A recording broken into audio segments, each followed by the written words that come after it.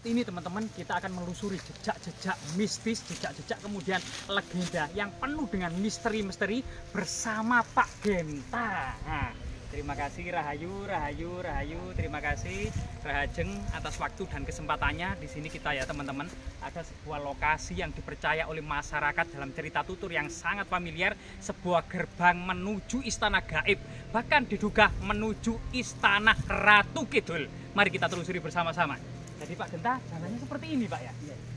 Apakah tidak menyulitkan ini jalannya Pak Genta, bagi tidak. Pak Genta? Biasanya kalau orang, yang memiliki masalah dalam hal kehidupan, dicoba untuk perjalanan ini. Kalau toh dia itu mampu dan dia tidak mengeluh, berarti dia itu siap untuk melanjutkan kehidupan di dunia. Oh, luar biasa sekali. Jadi di sini petilasan saya. Petilasan. Jadi perjalanan kita ternyata penuh spirit dan heros yang menandakan jika kita mampu melalui semua rintangan ini, kita akan diberikan kesuksesan di kelak yang akan datang. Luar biasa Pak Genta. Monggo, persilakan. Mari silakan. Mari. Rahayu.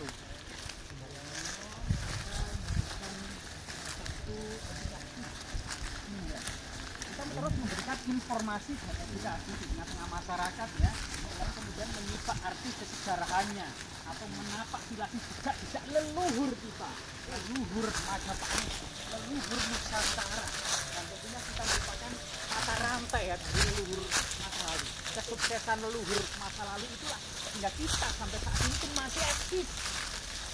Coba bayangkan kalau leluhur di masa lalu itu gagal menghadapi kehidupan, kita tentunya tidak ada hingga saat ini Pak Genta ya. Betul, luar biasa teman-teman. Dan coba kita lihat jalannya seperti ini ya. Dan Genta ini salah satu spiritual ya yang saat ini lagi naik daun dan ternyata tanpa alas kaki sudah mudah menyusuri berbagai macam rintangan ya, baik duri-duri maupun berbagai macam kayu-kayu runcing. Alasnya terangnya juga. Oh iya. Jadi teman-teman yang perlu diketahui Pak Genta ini memang asli dari keturunan Bali, dari keluarga petinggi Bali. Nah, kemudian pernah juga merantau dan keluarganya ini ke Kalimantan. Yang itu juga dianggap sebagai anak sendiri bagi kepala suku Dayak ya Pak ya. Kepala suku Dayak. Kemudian dari berbagai macam pengalaman mistis itu memang sudah memiliki tanda-tanda sejak dalam kandungan Pak ya. Sejak dalam kandungan ini sudah memiliki tanda-tanda semacam linue atau orang yang berbakat atau orang pintar gitu loh teman-teman, istilah orang pilihan saat ini gitu ya. Nah ini hati-hati loh ya. Nah di sini memang kiri kanan ini jurang yang sangat terjal gitu ya. Nah ini ya, saya lanjutkan lagi. Iya betul Pak Genta. Siapapun orang yang memiliki penyakit juga bisa di sini. Astungkare, alhamdulillah beliau bisa diangkat penyakit. Nah, bagi siapa saja yang memiliki penyakit yang sulit disembuhkan, pasti banyak masyarakat kita ya yang mengalami hal tersebut atau kesulitan tersebut tetap berikhtiar. Salah satunya adalah ditawarkan oleh Pak Genta datang ke lokasi ini. Betul. Nah ini. Nanti saya tuntun. Nah dituntun untuk mendapatkan kesembuhan. Nah, ini hanya biasa. Allah, hanya Tuhan ya. Nah, hanya Allah atau Tuhan yang memiliki kesembuhan atau segala kesembuhan hanya di sampingnya. Tapi manusia sebagai perantara untuk menghantarkan kepada kesembuhan tersebut. Betul Mas Eka. Mbak, kita lanjutkan perjalanan. Hati-hati itu ada ada tabuan, kalau orang Bali bilang tabuan itu tawon. Oh, suara gamelan Pak ya? Suara gamelan secara gaib, suara gamelan yang ada di dalam hutan. Tapi ini bukan larangan Pak Genta ya? Bukan Pak ya? Ini bukan hutan larangan yang sebagai cerita-cerita itu, atau namanya hutan apa ini Pak? Kalau di sini dibilang Toban. Namanya hutan Toban Pluwung. Karena ada ya dibilang puwung ya. Toban Pluwung teman-teman. Toban Pluwung. Ya. Jadi di sini itu ada air terjun. Di sebelah sana ada air terjun. Nanti netizen dan yang lainnya, Mas Ega, Petung Sewu, Lapak Seno dan juga Panjenengan melihat situasinya seperti apa.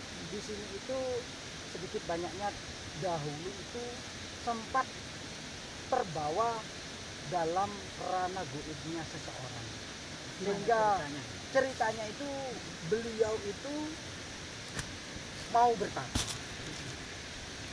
Setelah saya ceritakan kalau saya pernah bertapa. Oh ya, ini salah satu. Ternyata Pak Ginta pernah ya selama kalau nggak salah 7 hari 7 malam. 7 hari 7 malam untuk mendalami, untuk memasuki gerbang gaib bertapa di Coban Puwung ini.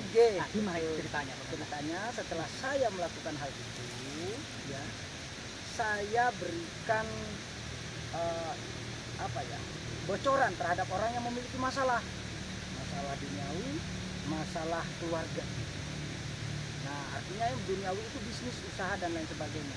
Saya sarankan untuk bertapa. Ternyata beliau ini tidak mampu dan teriak seperti Mas Ega itu. Ketakutan. Dan dia melihat di sini ada salah satu putri dan di situ dia ceritakan putri itu menggendong anak dan mendamping anak, memegang anak. Satu digendong, satu dipegang. Dan anak itu dibunuh oleh salah satu seseorang yang dianggap itu adalah musuh. Jadi di seketika itu dia langsung teriak karena pembunuhan itu tadi di dalam bayangan waktu pas dia bertapa. Maka tidak lanjut. Dalam pertapaan itu ia melihat gitu ya, seorang perempuan yang menggendong bayi sama menenteng, dan bayinya itu dibunuh oleh musuh. Itu sangat menyeramkan ya, dan menakutkan, menyedihkan. Sehingga saya langsung ke lokasi dan juga beliau masih terngiang-ngiang di dalam kehidupannya, sehingga saya menghaturkan maaf, meminta kepada yang bau rekso, kaki danyang, nyai danyang yang ada di sini agar supaya melepaskan goibnya terhadap orang tersebut. Jadi saya tersadar. Mas Ega. Monggo. Kita lanjut gitu. Dilanjutkan. Mari. Luar biasa Pak Ginta ya. Jadi memang banyak sekali hal-hal mistis yang ada di hutan kita. Bagi teman-teman yang masuk ke hutan, jaga sikap tata krama, itu ya. Berdoa sesuai agamanya dan kepercayaan masing-masing. Betul sekali. Ini sangat luar biasa sekali ini. Ini ya. Tapi sangat cekatan sekali Pak Ginta ini nuruni bilang-bilang. Karena saya tidak sangat indah sekali teman-teman. Air terjun atau cobannya.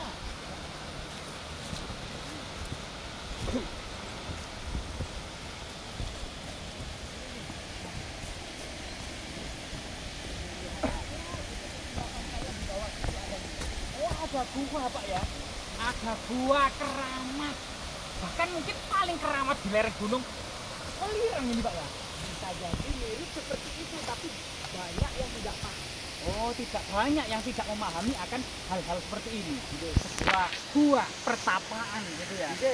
Sudah ada sejak masa kerajaan-kerajaan dulu. Sejak masa Majapahit. Sudah. Karena ini tempat pelariannya juga, tempat persembunyian para bangsawan Majapahit. Betul. Nah, selama perang Paregreg, selama menghadapi pasukan Demak gitu betul, atau banyak sekali memang hal-hal yang ada pertikaian internal di antara keluarga Raja Majapahit. Luar biasa. Mari kita lanjutkan. Ya. Nah, kita menuju gua mungkin ya. Ya, betul.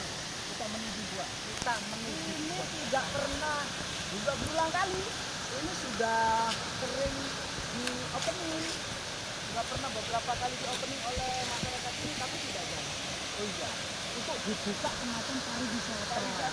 Namun ada kekuatan tertentu yang sehingga sampai saat ini tidak pernah berhasil atau gagal total terus. Betul sekali. Mungkin salah satunya itu bisa dijelaskan sebentar. Apa yang menjadi penyebab kegagalan itu?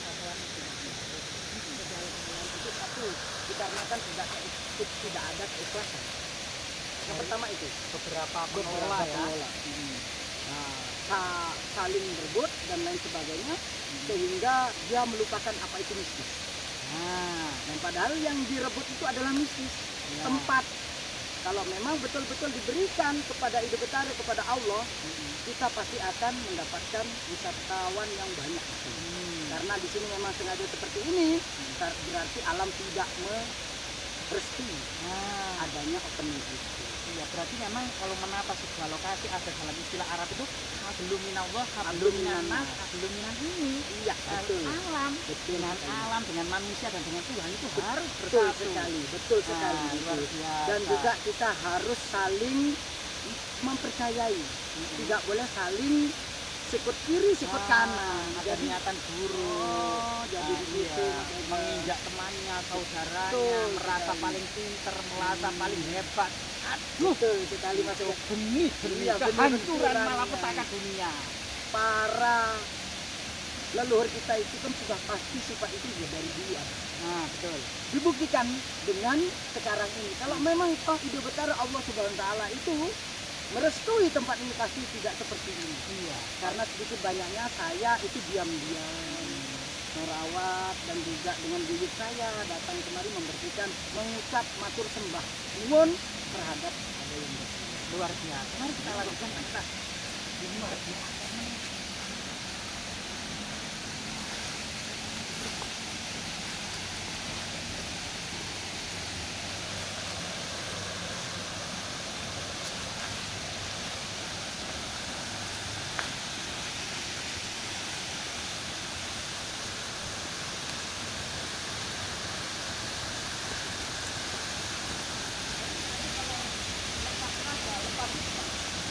Terus stigma saya mampir ke sini.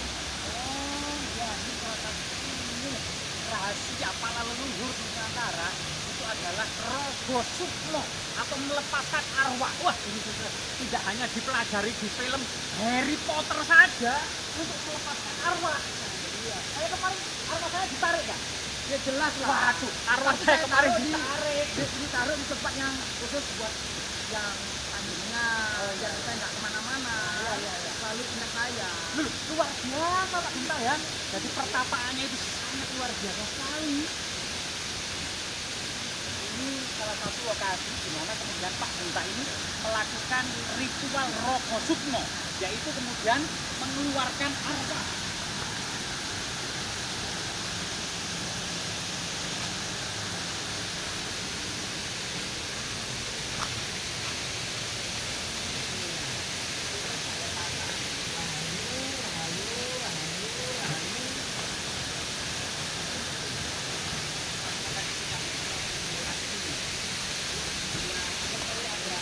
Artinya saya itu waktu itu Mas tolong siapkan daun pisang. Bapak dulu itu nggak pakai alas, Bapak pakai daun pisang. Oh, harus alam Mbak ya, sekitar kita. Nah ini, jadi saat ini teman-teman kita bersama Pak Genta ini benar-benar menemukan ya sebuah gua pertapaan yang diduga memang ini peninggalan era kerajaan Majapahit. Nah, gua ini memiliki semacam keunikan tersendiri dan keunikan tersebut jika mungkin teman-teman yang sudah familiar dengan film Harry Potter di mana kemudian nyawa itu bisa keluar ya seperti Voldemort itu nyawanya keluar dan dipecah menjadi 7. Nah, pada masyarakat Jawa kuno ternyata juga ada ilmu yang serupa yang bernama rogo sukmo kalau bahasa Jawanya itu ya. Nyawa itu dibuat ini memang. Wah, luar biasa. Sebenarnya sudah tahu sendiri sebenarnya. Nah, bahkan gua ini sebenarnya atau mungkin di samping air terjun ini memang memiliki energi yang sangat mistis gitu ya.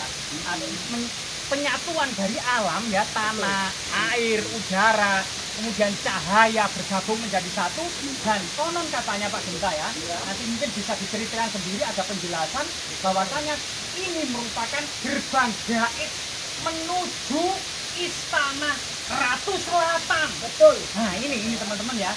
Jadi nanti coba kita berdiskusi atau kemungkinan Pak Genta ini memeragakan tentang ilmu rogo sukmonya di ini untuk kemudian benar-benar mengajak kita bersama-sama atau mungkin saya gitu ya menuju yang dinamakan gerbang gaib menuju istana Ratu Selatan tersebut.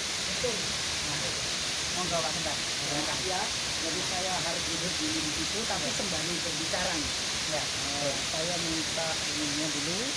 Saya siap dupa dulu. Ya, monggo. Karena dupa ini adalah untuk merelaksasikan pola pemikiran kita yang tadinya duniawi bisa fokus ke dalam karena frekuensi itu.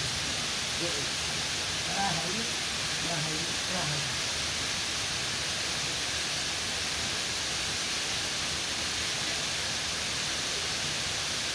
Jadi dulu itu saya tidak seperti ini bagusnya masihan. Jadi dulu itu masih dalam tatanan yang belum rapi. Nah, masih tatanan ya ini karena buyuk saya yang saya perintahkan Mas Ega. Saya perintahkan untuk dihaluskan, diratakan. Ini pun rencana saya agar pipa ini belum selesai untuk semakin sempurna. Tapi ya pelan-pelan karena apa? Mereka semuanya itu nunggu waktu dan juga jangan mati. Ya, jadi begitu. Ini memang adalah tempat jalur menuju gerbang gaib yang ada di selatan istana selatan Ibu Ratu Selatan. Tolong Bapak minta koreknya. Ya. Jadi mau tidak mau, bisa tidak bisa saya edukasi. Ya. Awal mula bagaimana ceritanya saya ada di sini, bahkan saya berpikir dulu. Andai kata pun anak istri saya, kalau saya mau ajak, ya saya tinggal di sini. Saya begitu.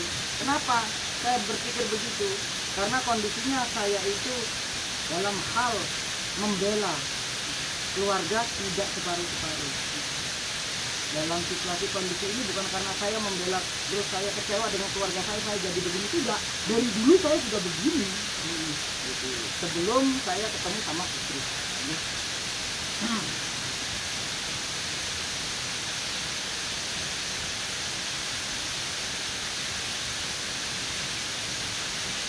Di sini yang dinamakan Mbah Sumber. Coban Kuwung. Di samping dari Toban Kuwung ya. Toban itu air terjun yang bernama Kuwung. Jadi ada salah satu dulu itu ada kayu yang bersandar. Sekarang kayu itu tidak di situ lagi. Mungkin Pak Denarto, Pak Seno tahu pernah mungkin ya, tidak seperti itu ceritanya. Jadi itu adalah hanya petanda. Itu sudah kena air besar. Kayunya itu di bawah sehingga saya naikkan kepada rukun. Ya ini nih kayunya ini. Oh ini ya. Ujungnya ini dimasukkan ke dalam lubang ini ya. Agar supaya tidak hilang. Nama kayunya ini lah masyarakat menyebutnya Songgo Tuyo. Sebenarnya bukan Songgo Tuyo karena sekarang kalau sudah tidak ada apa yang disebut. Oh iya betul. Tapi tetap ini adalah Coban Kuwung dari awal dari semuanya. Iya. Jadi begini. Untuk masalah hal ritual gaib yang saya jalankan itu bukan semata-mata untuk keinginan saya. Bukan semata-mata keinginan siapapun. Karena saya lakukan ini dari tahutan awal mula saya sudah harus melakukan ini dan harus ditekankan bahwasanya kita tidak boleh melupakan yang namanya uri-uri budaya. Uri-uri budaya dan juga uri-uri kawitan. Kawitan kita itu adalah awal mula itu Nusantara. Ya kan? Nah, dari cerita Nusantara aja panjenengan juga paham. Nah, sebenarnya Indonesia ini bukan Indonesia. Ada huruf hanya di depan. Pasti ada dibilang Indonesia. Seperti itu. Indonesia karena kita sudah di ruang lingkup secara bidang hal agama Muslim masuk. Dan waktu itu kondisi keadaan Islam masuk. Kondisinya itu kan kita sama-sama berjanji. Ya kan pasti ada sumpah. Ada sumpah, perjanjian. Nah, jadi di dalam perjanjian itu intinya begini. Waktu zaman kerajaan dulu itu Hindu itu mayoritas Nusantara semuanya pasti Hindu juga. Iya. terbesar. Kemana-mana ada bekas-bekas peninggalan kayak arca-arca, candi, pura dan lain sebagainya ya. Linggayoni, Banyak sekali Mas Ega ya. Jadi itu saya pertekankan di sini. Nah, kita itu bukan berarti kita harus melupakan situasi, kondisi, keadaan apa yang kita hadapi saat ini sehingga terlena dengan apa yang kita miliki. Nah, tidak ada yang namanya saya melakukan hal ini kemusyrikan, tidak ada. Saya mengingatkan bahwasanya nenek moyang kita itu seperti ini. Jangan kau hilangkan. Contohnya kalau mau menanam padi, kita harus banjaan dulu harus ada ini, ada itu dan lain sebagainya. Jadi begini, untuk selanjutnya saya mohon teman jenengan, tolong minyaknya Gus. Siap. Saya minta sama jenengan selaku sebagai pendamping saya. Ikutin alur alam dan ikutin acara. Ini sedikit banyaknya harus jenengan rasakan. Jenengan rasakan alur alam dan separuh kesadaran jenengan itu akan mengungkap hal-hal mistis yang ada di sini. Ya, jadi ini selaku sebagai apa namanya? Mediator.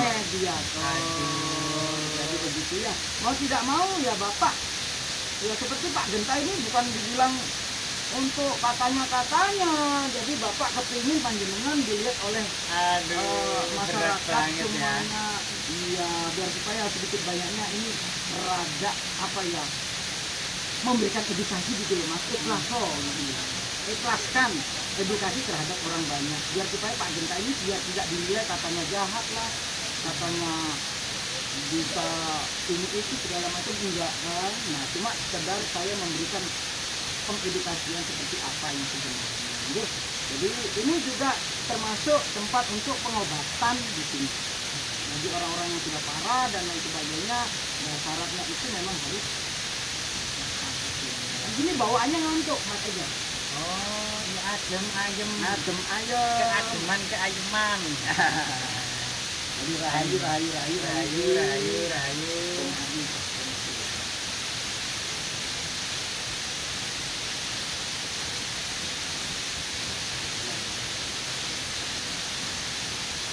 Ya tetap saya melakukan hal bidang begitu saya ucapkan bismillahirrahmanirrahim. Allahu Akbar, Allahu Akbar.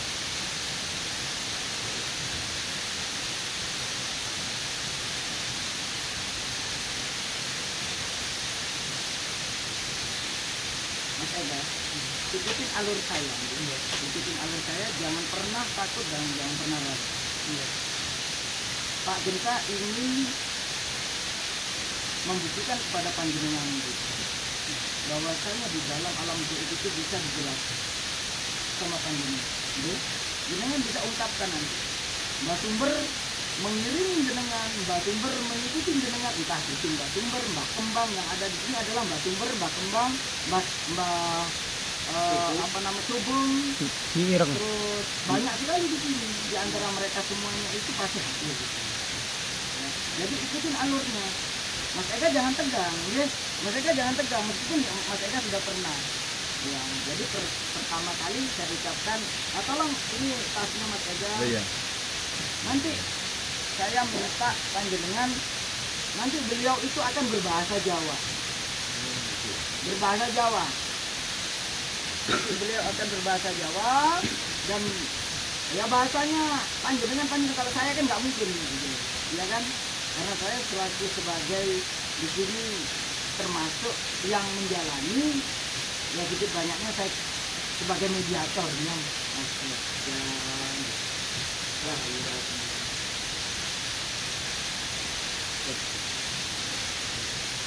nggak apa-apa, sudah, ya duduk. Jangan ikutin alurnya, ya. Insya Allah. Bismillah ya. Bismillah. Enak rek ngelencer. Ngelencer. Jadi gini, saya minta biarinlah mereka semuanya dengan Pantat ini ngadep begitu gitu kan. Ngadep begitu. Duduk di sini, ngadep ke sana.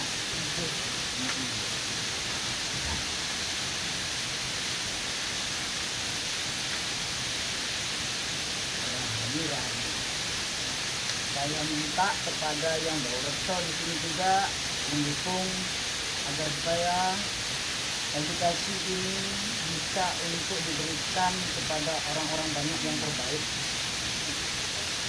ya tidak menilai yang jelek-jelek sama kita. Katanya begini, katanya begitu.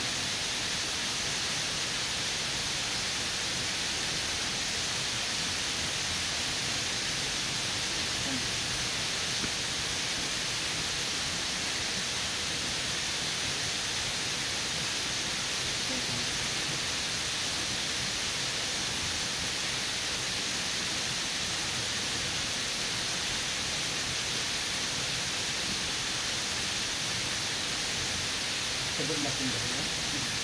Lain apa?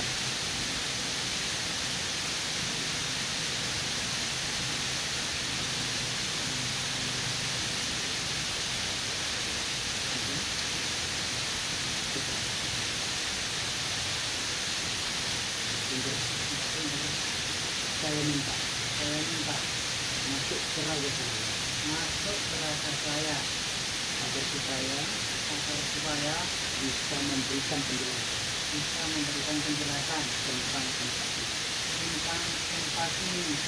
Rahayu. Kenapa?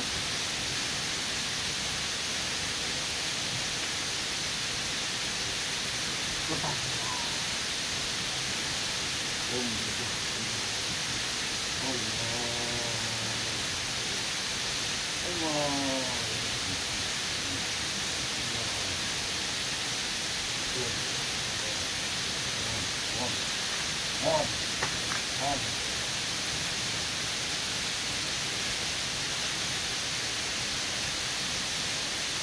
Rahayu.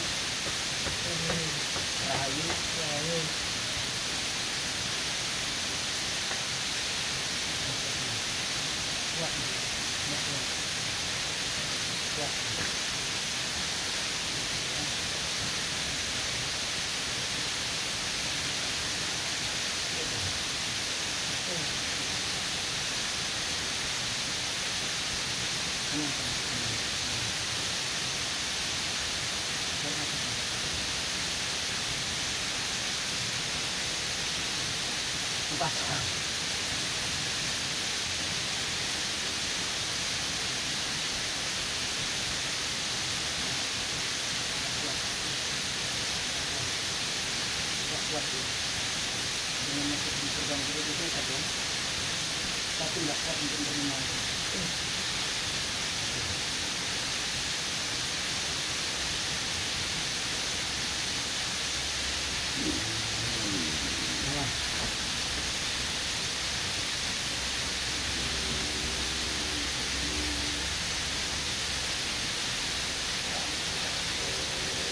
Sampai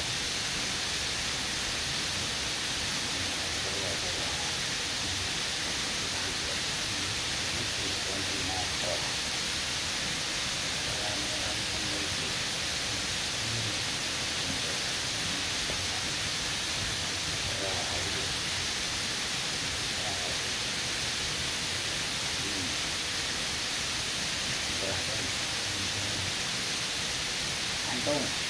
malam Merah aku. berapa? Iya. Ini apa ini? Watahe ngajak supaya Mbah Sumbur iso jelasno tentang gowo niki iku karepe wadah mau ngomong.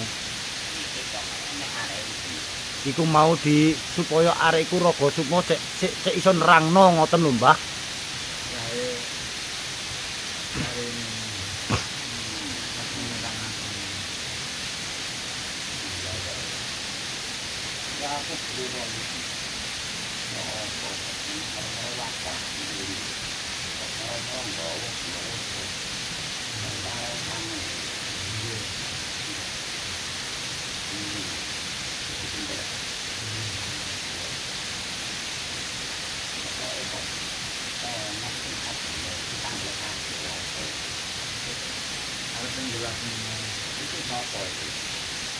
Iku rancange wadah. Sing kajenge jelasno tapi rancange mboten kiat raga sukmane.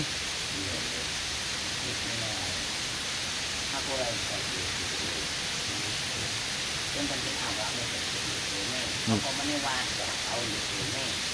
Apa ini wadah itu kabeh bener iku wae. Wae ya. Mawamu tuh. Kami baik. Sampurasun. Rampes.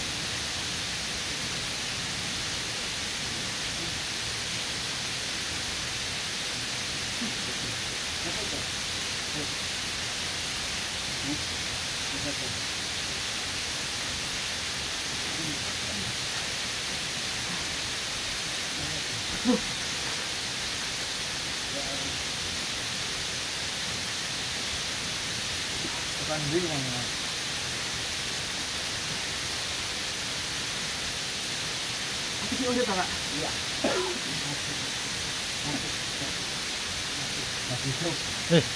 Kan sama dhewe Pak aku jek ora Pak iki. Iya, enggak apa-apa, udah enggak apa-apa.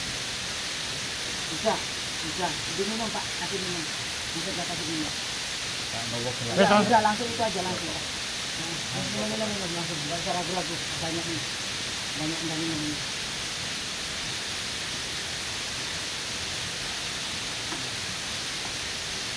Ya, jadi sebenarnya yang tadi itu mau saya masukkan ke dalam dirinya Mas Ega. Ternyata Mas Ega belum siap dan belum mampu untuk menerima ini. Ya. Mas Edi,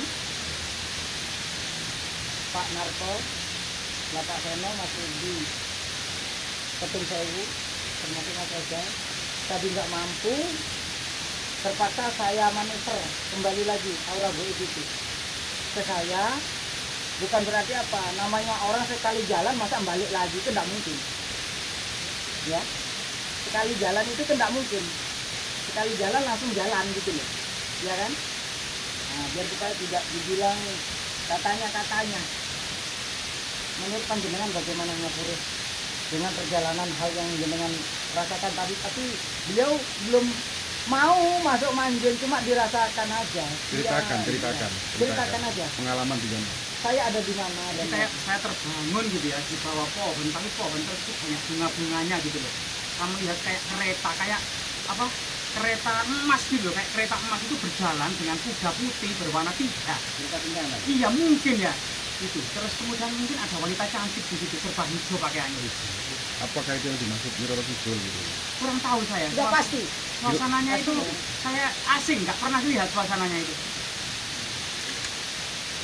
Bukan di laut ya, nggak di laut ya, di bawah pohon ya. Iya kayak taman. Terus Jadi ceritakan lagi. suasana itu kayak dalam ruang lingkup yang nyaman, yang Iya, asri. taman yang indah banget gitu loh. Dan itu juga banyak deh apa wanita-wanita cantik itu berjalan-jalan gitu. Iya. Pria-pria juga banyak. Adakah sosok yang Seperti membawanya? prajurit. Iya, seperti prajurit itu juga banyak di situ. Tapi sempat diajak ngomong nggak? Nggak sempat saya. Saya takut saya karena suasana sangat asing. Saya masih di balik batu saya. Yang saya waktu itu di bawah pohon itu. Ngumpet gitu ya. Iya, kayak ngumpet gitu. Ada yang nuntun nggak ke sana sama ini? Tidak, saya langsung terbangun, sudah suasananya itu sudah beda. Jadi frekuensinya Mas Ega sudah saya pegang. Iya. Sehingga Mas Ega itu sebelum alam sadarnya kan sudah saya bilang, Mas Ega jangan khawatir, ada di belakang saya pegang. Meskipun di alam itu saya tidak ada. Gitu loh. Jadi di bawah alam sadarnya itu tak biarkan. Ibaratkan layang-layang itu, layang-layang tingginya seberapapun, benang tetap saya pegang. Begitu loh Mas Ega. Dan Pak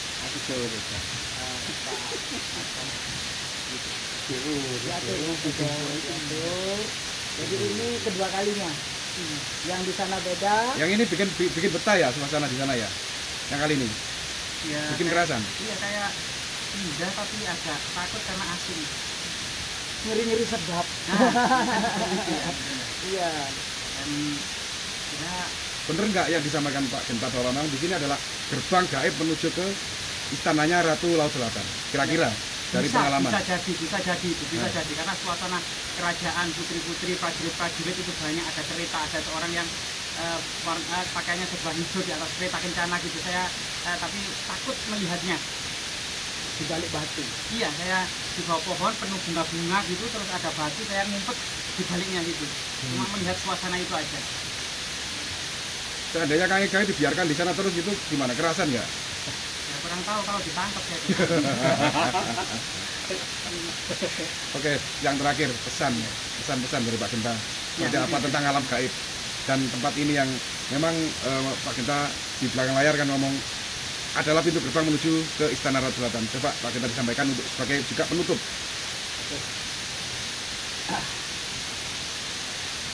Assalamualaikum warahmatullahi wabarakatuh. Salam rahayu, Om Swastiastu, Om Namo Buddhaya.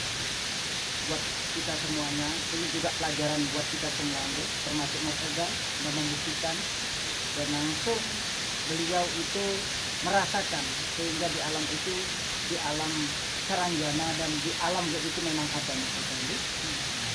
Jadi tidak ada yang namanya kebohongan di sini, tidak ada yang namanya dibilang itu intimidasi, paksaan, tidak ada, nggih. Jadi seperti itu. Jadi mohon maaf untuk kita semua ini, kurang lebihnya saya meminta maaf kalau ada kata-kata saya yang salah. Ya. Dan disampaikan juga Pak Genta bahwa ketika ada pasien yang misalnya kena santet atau parah penyakitnya, itu kita obati di tempat ini, bisa disampaikan gitu. Ya, untuk masalah pasien dan yang lainnya Mas Ega dan kru-kru ini semuanya, Ketum Sewu, Bapak Treno, jadi semua itu ada rananya dan memang kalau toh saya harus bawa ke sini ya saya bawa ke sini. Kalau memang saya cukup di rumah ya cukup di rumah kayak yang tadi. Kalau di sini adalah panjenengan mengikuti jejaknya Pak Genta seperti apa. Jadi inilah salah satu jejak saya Mas. Jejak saya untuk jalan dalam supranatural frekuensi goififikasi. Jadi kalau andai kata ada yang sakit dan lain sebagainya, kalau toh memang saya harus bawa ke sini, saya bawa ke sini melalui kondisi keadaan rana diri orang tersebut. Begitu. Jadi tidak semua orang sakit harus dibawa ke sini Mas Edi. Jadi cukup di rumah pun bisa, di sini pun boleh. Tapi menurut daripada situasi kondisi keadaan orang. Mas Ega nggak usah khawatir, nggak usah bingung lagi, ada saya. Mungkin karena posisi beliau seperti ini, mungkin merasakan betul baru kali ini ya Mas. Iya, baru kali ini ya. Ya, maaf. Biar supaya jenengan semuanya paham, semuanya halayak tahu.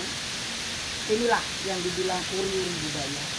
Inilah yang dibilang zaman kerajaan memiliki yoni goib seperti ini sebenarnya Mas Ega yang dengan raja itu. Jadi tahun sekarang itu banyak sekali orang-orang yang menghina. Karena apa? Penghinaan itu dikarenakan dia diselimuti oleh kemanjaan. Kemanjaannya apa? Dia mau bagaimanapun sudah dikelilingi mesin, mau makan pun tidak pakai cari kayu bakar, tinggal colok, pagi sudah siap makan. Kalau zaman dahulu nggak ada, makanya goib yang dulu itu kenceng-kenceng gara-gara itu Mas Ega. Okay. Kalau nggak cari kayu bakar, nggak mungkin akan bisa mateng nasinya. Nah, jadi di sini letaknya. Yuk, dalam ranah hal ini saya mengajak, jangan pernah kita meremehkan siapapun. Jangan pernah kita meremehkan para goib. Jangan pernah kita meremehkan orang-orang yang sekiranya mampu dalam hal bidang supranatural. Dan ingat kepada yang memiliki indigo, memiliki supranatural, memiliki kemampuan khusus dalam frekuensi goib. Lakukanlah frekuensi goib itu dengan sebenar-benarnya. Amalkanlah dengan kemampuan kalian sendiri. Jadi itu yang akan dimanfaatkan oleh saudara-saudaramu di luar sana. Dan tidak boleh ada jual beli.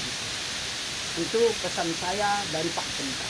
Jadi tidak ada yang namanya Pak Genta menantang dan lain sebagainya. Pak Genta tidak pernah menantang. Tapi Pak Genta sangat membenci orang yang memanfaatkan Momen-momen ini apalagi yang ngaku-ngaku, saya paling tidak suka, Mas. Ya. Jadi intinya saya meluruskan semuanya agar jangan salah paham terhadap saya. Saya apa adanya, saya lillahi ta'ala diciptakan dari Allah untuk memberikan pertolongan sesama. Gitu Mas Edi Petung, Pak Sunarto, Bapak Senong, dan lain sebagainya. Di sini saya mohon maaf bila mana ada kata-kata saya yang salah, Mas Edi. Dan kurang lebihnya saya ucapkan banyak terima kasih. Ya mungkin cukup Ditutup Kang Ega. sekian, Mas Ega. Ditutup Kang. Ditutup Mas Ega, monggo silakan kepada yang lainnya. Ya. Cerita nanti pengalaman sampean terus di closing. Mungkin teman-teman ya, saya tadi memang mungkin tidak banyak pengalaman untuk masuk dengan musik, dan ternyata mungkin ini adalah pengalaman saya pertama kali ya. Dan memang mungkin dengan musik itu ada, memang sudah ada. Dan kalau mungkin teman-teman yang masih mengidentifikasi sebagai apa semacam Settingan settingan ini bisa dicoba. coba ya dengan kerendahan hati. Saya telah menyaksikan sendiri, memang saya pernah dan tadi seperti merasakan benar-benar berada di zona musik. Bisa bermanfaat. Benar enggak punya